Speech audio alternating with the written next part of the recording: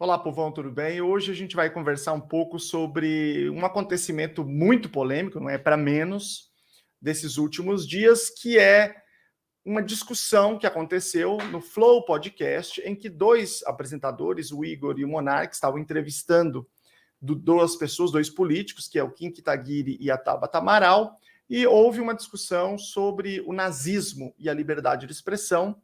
O Monark, que é um dos apresentadores, um dos entrevistadores, deu a sua opinião de que ele dizia que deveria haver um partido nazista no Brasil, que deveria ter, os anti-judeus deveriam poder se organizar e que isso fazia parte da liberdade de expressão. Essa foi mais ou menos a discussão dele, que tem a ver muito com a maneira que se organiza as coisas nos Estados Unidos, se pensa essa questão da liberdade de expressão nos Estados Unidos. E, obviamente, isso é um crime no Brasil, né? No Brasil é crime você fazer qualquer apologia ao nazismo, e os entrevistados também falaram sobre esse tópico, a Tabata discordando, o Kim Kataguiri concordando, inclusive falou que era um equívoco terem proibido o nazismo na Alemanha, né, que ele concordava com a ideia de que deveria continuar permitido lá. Enfim, foi uma discussão muito grande, sobretudo a parte do Monark, né, porque ele foi bem incisivo nesse sentido, com repercussões muito sérias. Ele teve que sair do programa, não é mais apresentador, não vai ser mais sócio. Enfim, crise geral e uma grande discussão sobre esse tema. Isso vale uma reflexão mais aprofundada, né, do que essa superficialidade, se é crime ou se não é crime. Mas por que é crime? O que faz alguma coisa ser crime, né? Então a gente precisa dar um passo a mais aí em termos de aprofundamento dessa discussão. Fica aí para a gente conversar sobre isso.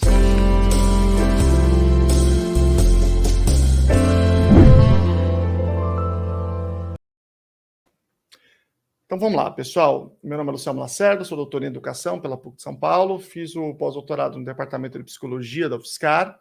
Eu sou historiador, sou mestre em História, né? E dei aula muitos anos no curso de Teoria Geral do Estado, no curso de Direito, e esse sempre foi um tópico muito importante para essa discussão. O que é o Estado? Como é que o Estado se forma? Qual é a sua natureza? Né? Tem aí os autores clássicos, que a gente estudava todos eles, mas a teoria que tem mais representatividade hoje, tem mais espaço hoje, é aquela do contrato social. Não existe a ideia mais de que, de fato, em algum momento as pessoas assinaram um contrato, mas de que existe um contrato social. O Estado é um grande contrato social, um contrato social, no entanto, compulsório, né, porque você não escolhe participar ou não participar, em que a gente faz um acordo intermediário, em que, para eu viver em sociedade, eu abro mão de certas liberdades. E você também abre mão de certas liberdades.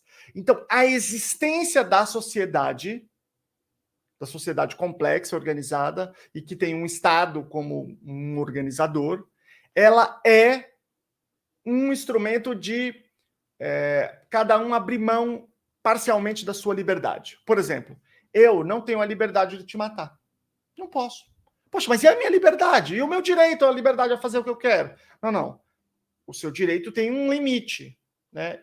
E eu abro mão deste limite, eu aceito que a minha liberdade seja limitada, por quê? Por sua vez, a liberdade do outro de me matar também é limitada. Então eu tenho uma segurança. É uma troca. Só que essa troca ela é muito sutil, porque a divisa entre segurança e liberdade ela é pressionada, ora para um lado, ora para o outro. Não são poucos os regimes autoritários que dizem, olha, para a gente ter segurança, na verdade, a gente tem que perder a liberdade do direito à privacidade, por exemplo. Veja aí tudo o que aconteceu, principalmente depois dos acontecimentos do 11 de setembro de 2001 nos Estados Unidos. Houve uma longa discussão sobre o Estado, a natureza do Estado após este evento, né? Qual é o limite dessa liberdade de privacidade? Essa é uma discussão muito importante agora, toda hora essa discussão está em pauta. Agora eu estava fazendo uma campanha aqui nas redes sociais, né? E uma série de coisas, de itens que estavam lá, relacionadas ao autismo, uma opção de coisas, não estão lá na hora de selecionar o público. Por quê? Por conta das atualizações do iOS, que eles foram reduzindo a capacidade de colher dados, né? Então ficou mais difícil de você fazer o delineamento desse público. Isso tem a ver com todas as coisas que aconteceram, né? Das eleições, um monte de coisa. Enfim. Mas é isso. Viver num estado é abrir mão de uma parte da sua liberdade. Ponto. A pergunta é: o quanto que eu quero abrir mão? Né? E o quanto que eu preciso de segurança em relação a isso? Porque não adianta só tirar minha liberdade e não me dar segurança. E é por isso que existe uma série de coisas que são proibidas. Se uma coisa é proibida, é uma liberdade que eu estou perdendo. Tem um monte de coisa que é proibido, né? Tocar no corpo do outro contra o consentimento, sem o consentimento do outro, é proibido, por exemplo, é óbvio que tem que ser proibido, né? Você falar de uma pessoa, acusar uma pessoa de um crime ou ferir a honra de uma pessoa também é crime. Olha aí, isso é uma liberdade que eu não tenho. Por quê? Porque à medida que eu não posso fazer isso com o outro também não pode fazer isso comigo. Então, a minha honra, a descrição de se eu sou um indivíduo criminoso ou não, é um bem jurídico tutelado pelo Estado. Okay? Um bem jurídico tutelado pelo Estado. Um Estado pode ser mais invasivo ou menos invasivo. E aí depende, aí você tem várias configurações aí. Aliás, tem uma discussão que eles estavam fazendo lá no programa, que é por que o comunismo não é proibido. A apologia ao comunismo não é proibida e a apologia ao nazismo é proibida, né? Que eles estavam dizendo que deveria ser, mais ou menos assim, né? Os mesmos que estavam falando isso. Não tem nada a ver uma coisa com a outra, mas depois eu falo disso.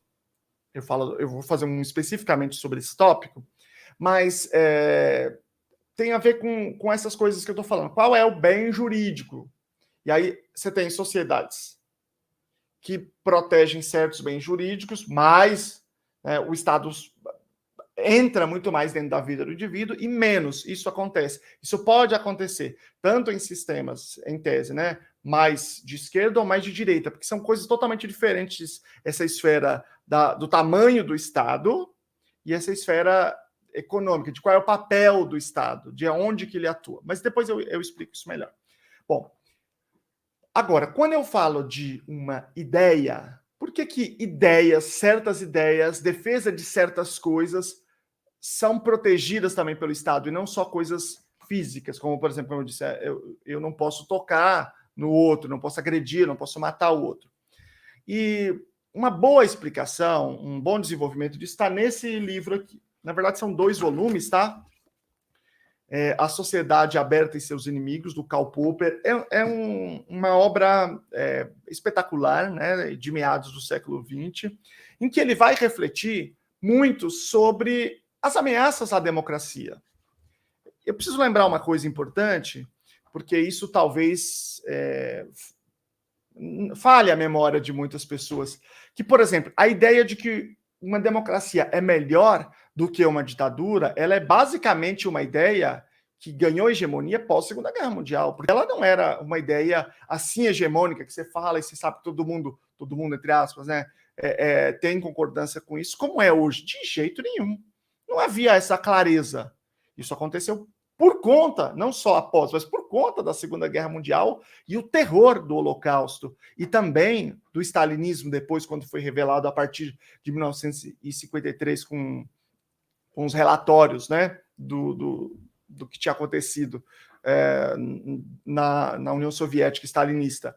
Depois que isso foi ficando cada vez mais claro, o valor da democracia, mas isso não era tão claro até esse momento. Então, essa discussão que ele está fazendo aqui sobre a democracia é uma discussão candente, uma discussão acalorada, porque ela era muito necessária e ela estava em disputa.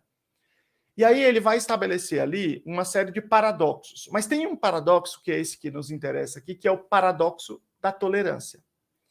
Ele está apresentando essa visão liberal, ele é um liberal, né? Mas ele está dizendo o seguinte, o Karl Popper, né? Só para rememorar, eu já falei em vários vídeos aqui dele, mas se alguém não assistiu, o Popper, ele é ele é um austríaco, né, um filósofo da ciência que, digamos assim, criou esse conceito de ciência que é o conceito hoje dominante, é o conceito hegemônico hoje, tá? De que a ciência ela é estabelecida por meio do falseamento. Então, você estabelece uma hipótese e você cria mecanismos, metodologias para falsear essa hipótese, ou ela é corroborada ou ela é falseada. Isso é assim, bem resumidamente, né? Eu falo disso em outros vídeos. Esse é o Karl Popper.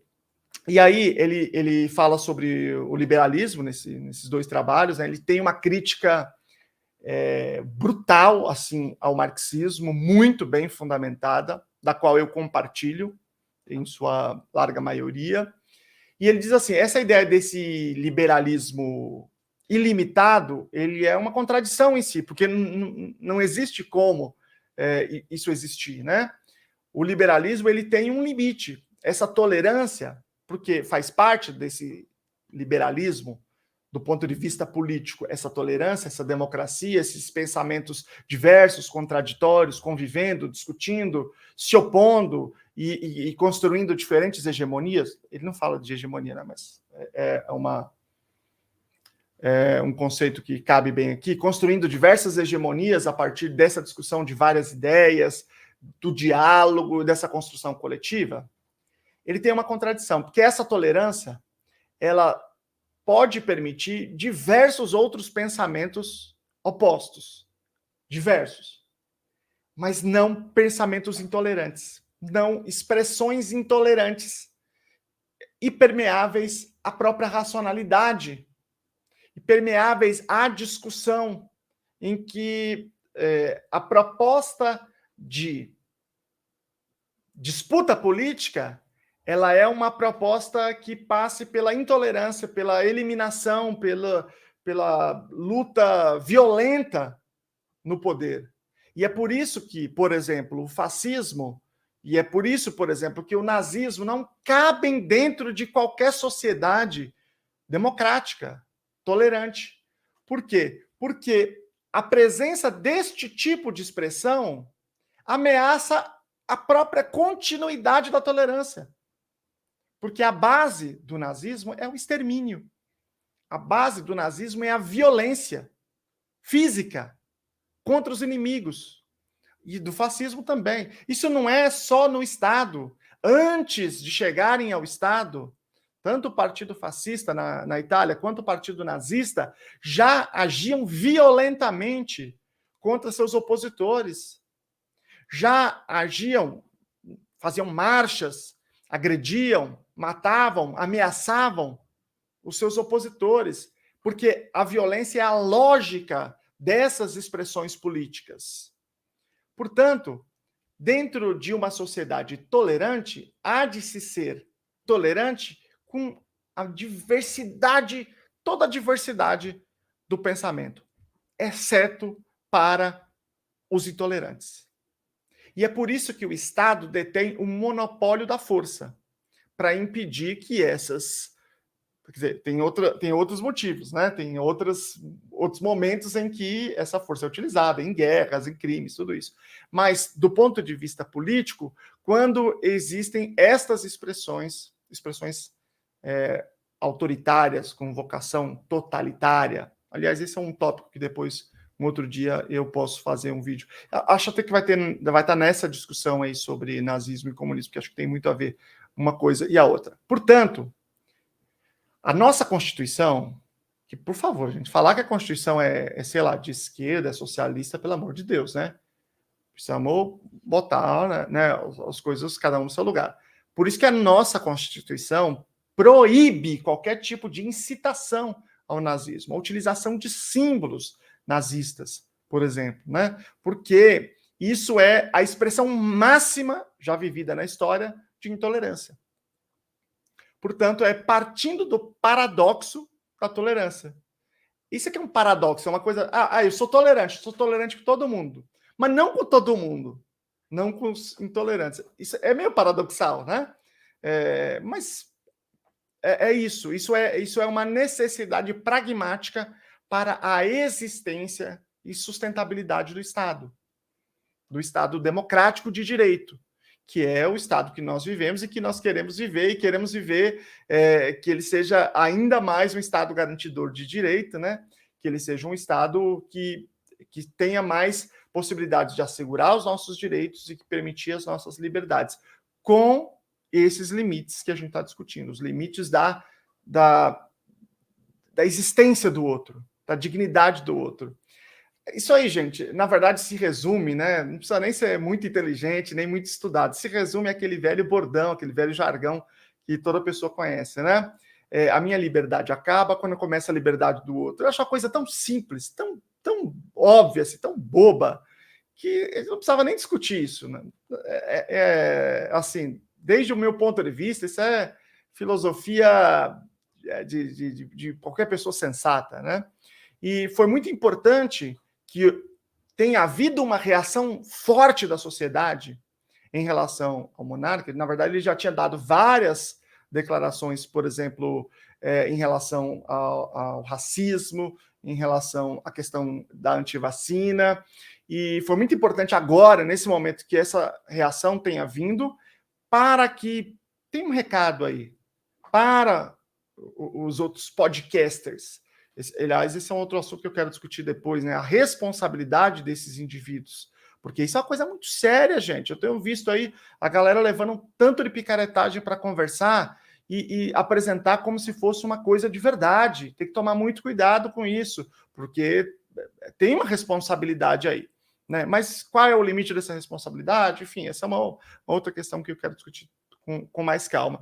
Então, isso foi um recado muito importante. Eu tenho certeza que isso afetou todo o mundo, a podosfera toda foi afetada por este fato, por este acontecimento, e eles vão ter muito mais cuidado. Daí que, pensando assim, não como Estado, mas enquanto sociedade, nós, enquanto sociedade, devemos ser tolerantes com todas as manifestações, as expressões das diversas ideias políticas, exceto aquelas que pretendem a nossa eliminação, a eliminação de certos grupos, quaisquer que sejam os grupos, de pensamento político, orientação, identidade sexual, raça nem existe, né? Mas grupos a partir da ideia de que eles são de determinada raça, ou, sei lá, qualquer um tipo de possibilidade que passe perto desse tipo, a gente tem que repudiar veementemente. Muito obrigado, pessoal. Compartilhem aí o vídeo com os colegas, deem um like aí, se inscreva no canal. Um grande abraço.